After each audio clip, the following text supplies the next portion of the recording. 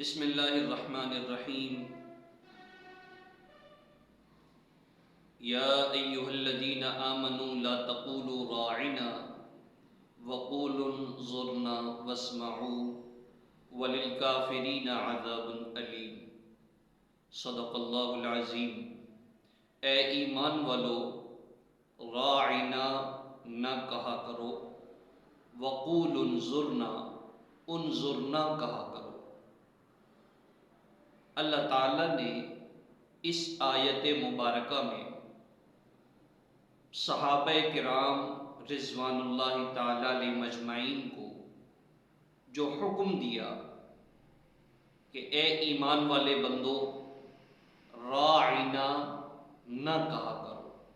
راعنا کا مطلب کیا ہوتا ہے؟ راعنا کا لغوی معنی کے اعتبار سے اس کا معنی ہے کہ ہماری رعایت کیجیے، ہماری طرف توجہ فرمائیے۔ لیکن اللہ تعالیٰ نے راعنا کہنے سے منع فرما دیا۔ اس کی وجہ کیا ہے کہ سریانی زبان میں راعنا کا مطلب یہ ہوتا تھا کہ اے ہمارے چرواہے، جانوروں کے ریوڑ کو چرانے والے کو چرواہا کہا جاتا ہے۔ تو جب صحابہ کرام رضوان اللہ تعالیٰ علیہ مجمعین نبی پاک صلی اللہ تعالیٰ علیہ وسلم کی مجلس میں تشریف لاتے تو نبی پاک علیہ السلام سے مخاطب راعنا کے جملے سے ہوتے تھے کہ اے نبی پاک علیہ السلام، ہماری طرف توجہ فرمائیے، ہماری رعایت فرمائیے۔ لغوی معنی کے اعتبار سے کوئی مسئلہ نہیں، اور لغوی معنی کے اندر کسی قسم کی کوئی قباحت نہیں، لیکن اللہ تعالیٰ ایمان والوں کو اس لفظ کے استعمال سے منع فرما رہے ہیں۔ آخر اس کی وجہ کیا ہے کہ رب تعالیٰ منع فرما رہے ہیں؟ تو سریانی زبان میں اس کا معنی کسی اور طریقے سے ہوتا تھا، وہ چرواہے کے لیے لفظ استعمال ہوتا تھا، اور جب صحابہ اس لفظ کا تکلم فرماتے تھے تو منافقین، مشرکین اس تکلم کو سن کر ہنستے تھے کہ یہ اپنے نبی کو کس لفظ سے پکار رہے ہیں۔ اللہ تعالیٰ نے حضرت جبرائیل علیہ السلام کو بھیجا اور اس آیت مبارکہ میں لفظ راعنا کے استعمال سے منع فرما دیا، کیونکہ راعنا کے دو مطلب نکلتے تھے۔ ایک معنی درست نکلتا تھا اور ایک معنی نبی علیہ السلام کی شان کے غیر مناسب، نامناسب تھا، اس لیے لفظ راعنا کے استعمال سے منع فرما دیا۔ میرے عزیز دوستو، جب رب تعالیٰ راعنا کے لفظ کا استعمال صحابہ کرام کے لیے نامناسب قرار دیتے ہیں نبی علیہ السلام کی شان کی وجہ سے، اس سے ہمیں ایک باریک سا نکتہ یہ ملا کہ امت کے شایع نشان نہیں کہ کوئی ذو معنی لفظ استعمال کرے، ایسا معنی استعمال کرے کہ جس لفظ سے معنی دو مطلب نکلتے ہوں۔ چنانچہ باوقار خاندانوں میں، باعزت خاندانوں میں ایسے لفظ کا چناؤ کیا جاتا ہے کہ جو لفظ خاندانی معنی کے لحاظ سے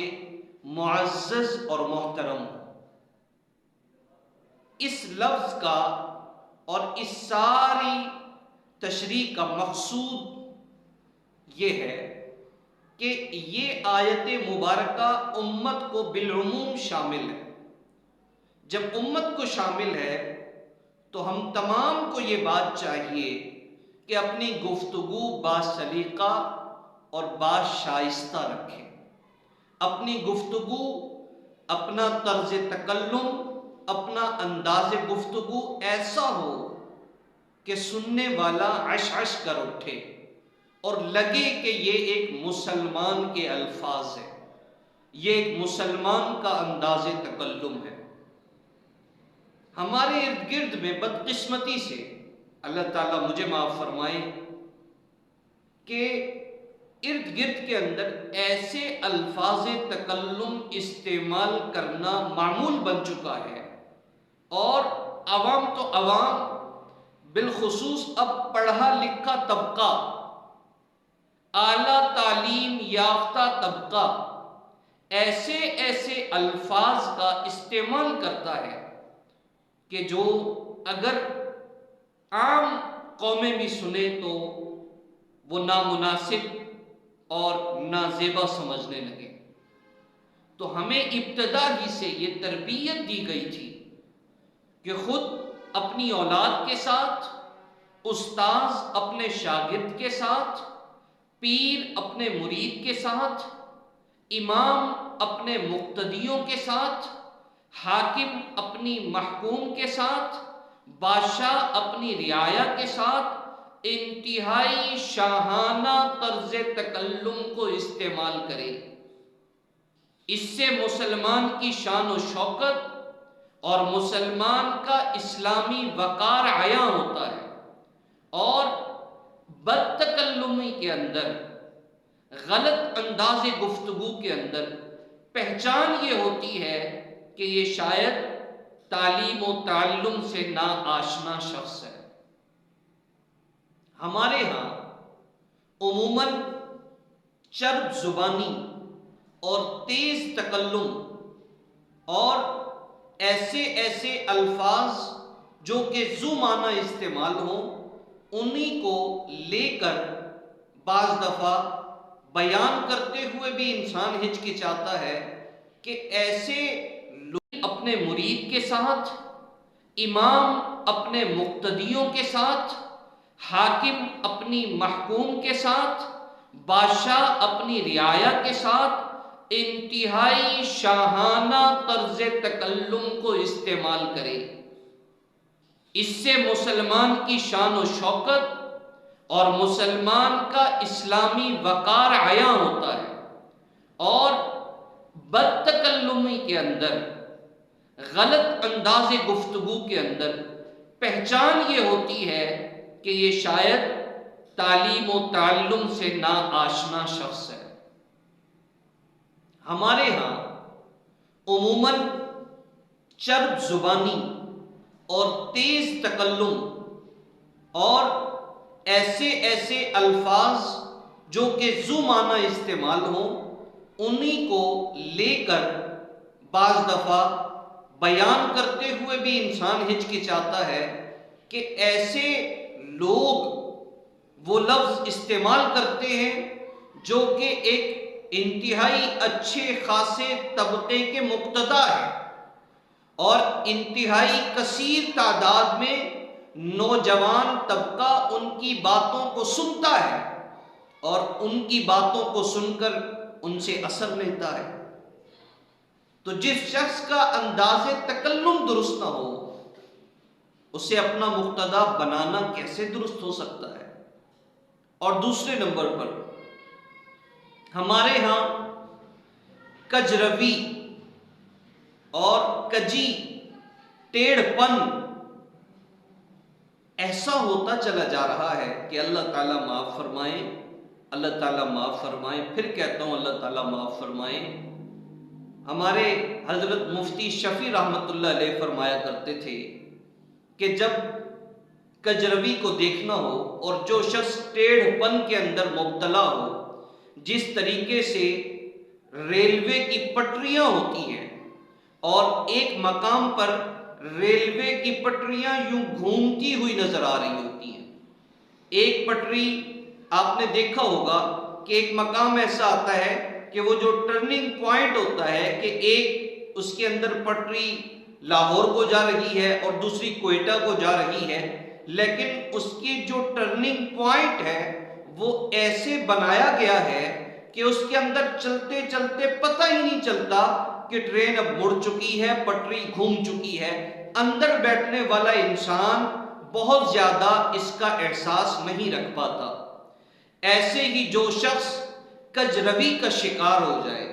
ٹیڑھ پن کا شکار ہو جائے، اور وہ بعض دفعہ ایسے چلتے چلتے سلپ ہوتا ہے کہ بعد میں دیکھتا ہے کہ منزل کچھ اور تھی، تو بعض دفعہ اللہ تعالیٰ معاف فرمائے کجروی غلط راہوں پہ چلنے سے خود انسان خود بھی اور اپنے ساتھ جس طریقے سے ایک ٹرین اپنے سواروں کو بھی گھما کر دوسری منزل تک پہنچا دیتی ہے، ایسے ہی ایک مقتدا، پیشوا، امام، عالم، مفکر اپنے سننے والے، اپنی محبت رکھنے والوں کو ایسے مقام پر جا کے کھڑا کر دیتا ہے کہ وہ سوچنے پر حیران ہو جاتی ہے کہ یہ ہم کہاں آ گئے۔ منزل مختلف ہو جاتی ہے، سوچا کچھ تھا ہو کچھ جاتا ہے۔ اللہ تعالیٰ معاف فرمائے۔ تو بالخصوص ہمارے ارد گرد ایسے طبقات، میں نام نہیں لینا چاہتا، ایسے لوگ علم کی مسندوں پہ فائز ہو چکے ہیں، دنیا انہیں کتاب اللہ، حدیث رسول کے ترجمانی اور احادیث رسول کے معنی خیز مواد کو بیان کرنے کی وجہ سے ان کی مقلد ہو جاتی ہے اور ان سے محبت کرنے لگتی ہے۔ اور بعض دفعہ عوام کا رش بھی ہوتا ہے، بعض دفعہ ازدحام کثیر بھی ہوتا ہے۔ کسی کے پاس رش کی وجہ، ازدحام کی وجہ، عوام کے ایک جگہ کثیر تعداد میں جمع ہونے کی وجہ یہ ہرگز نہیں ہو سکتی کہ سامنے والا انتہائی 100% درست آدمی ہے، وہ اپنے معنی کے لحاظ سے، اپنے مقام کے لحاظ سے، اپنی معلومات کے لحاظ سے صحیح سمت پہ اپنے ماننے والوں کو، چاہنے والوں کو لے کے جا رہا ہے، اس کی کوئی گارنٹی نہیں ہے۔ اس لیے کہ ضرب المثل مقول مشہور ہے کہ عوام کل انعام کی طرح ہوتے ہیں۔ عوام کو نہیں پتا در حقیقت اگر کسی کا مقام جاننا ہو، کسی کا مرتبہ جاننا ہو، کسی کی منزل جاننی ہو، کسی کی رفعت اور عظمت کی پہچان کا اندازہ لگانا ہو، تو اس کے لیے دیکھنا یہ ہوگا کہ در حقیقت کیا اس وقت کے، اس زمانے کے علماء کرام بھی اس پر اعتماد کرتے ہیں یا نہیں۔ اس لیے کہ قرآن و سنت پہ زندگی گزارنے والے، قرآن و سنت پہ زندگیاں قربان کرنے والے اور قرآن و سنت پہ زندگیاں کھپانے والے، اس فیلڈ کے، اس شعبے کے ماہر ترین لوگ وہ علماء کرام ہیں۔ وہ لوگ ہیں جنہوں نے با اثر شخصیات کے زانوئے تلمذ تہ کر کے ان کے سامنے علوم و معارف حاصل کیے ہیں۔ چنانچہ ہم دیکھتے ہیں کہ نبی علیہ السلام کے زمانے میں حضرت جبریل علیہ السلام وحی لے کر آتے تھے، اور اس زمانے میں قرآن پاک چونکہ مصحف میں نہیں تھا، قرآن پاک کتابی صورت میں موجود نہیں تھا، تو نبی علیہ السلام سینہ بسینہ یہ قرآن پاک وحی مبارک اپنے صحابہ کرام کو، اپنے شاگردوں کو سناتے تھے، انہیں یاد کرواتے تھے۔ چنانچہ صحابہ کرام کے بعد صحابہ کرام نے یہ علوم و معارف تابعین کی طرف شفٹ کیے، اور پھر تابعین سے تبع تابعین کی طرف منتقل ہوئے، اور تبع تابعین سے آگے یہ علوم سینہ بسینہ منتقل ہو۔ تو اس کے لیے دیکھنا یہ ہوگا کہ در حقیقت کیا اس وقت کے،